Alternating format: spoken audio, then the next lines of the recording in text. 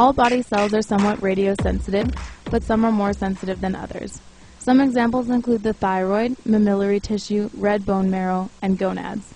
The reproductive cells divide rapidly and are therefore at higher risk. Today we will be concentrating on the gonads. Gametogenesis is the production of germ cells from stem cells to mature cells.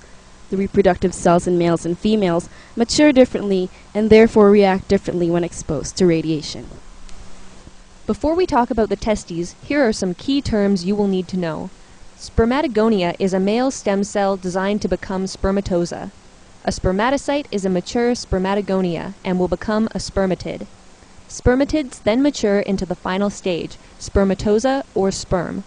This entire process is called spermatogenesis and takes 3 to 5 weeks. Spermatogonia are the most radiosensitive because they are immature and rapidly dividing. They can be damaged or killed at very low doses.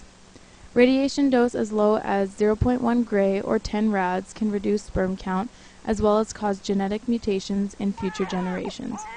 Doses around 2 gray may cause temporary sterility, whereas doses closer to 5 gray can cause permanent sterility.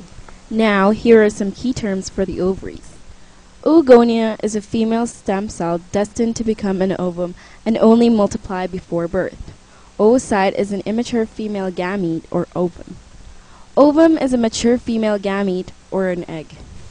By the time a female is born, she will already have all maturing oocytes for her entire reproductive life. These oocytes are the most radiosensitive in fetal life and childhood. The amount of immature cells decreases with age, making the ovaries less radiosensitive as a female matures. Women between the ages of 20 and 30 have the lowest sensitivity. Radiation doses as low as 0.1 gray can cause effects such as irregularity in menstruation. Temporary sterility in women usually occurs at a dose of around 2 gray and permanent sterility around 5 gray. Radiation dose response of the gonads can be represented by a linear non-threshold curve. This means that all levels of radiation exposure cause a response in the cells, and the response is directly proportional to the dose received. When the cells of the gonads are exposed to radiation, genetic mutation is always a possibility, no matter how low the dose is. The higher the dose, the more extreme the response will be. For example, reduction in sperm count occurs at doses as low as 0.1 gray, whereas permanent sterility occurs around 5 gray.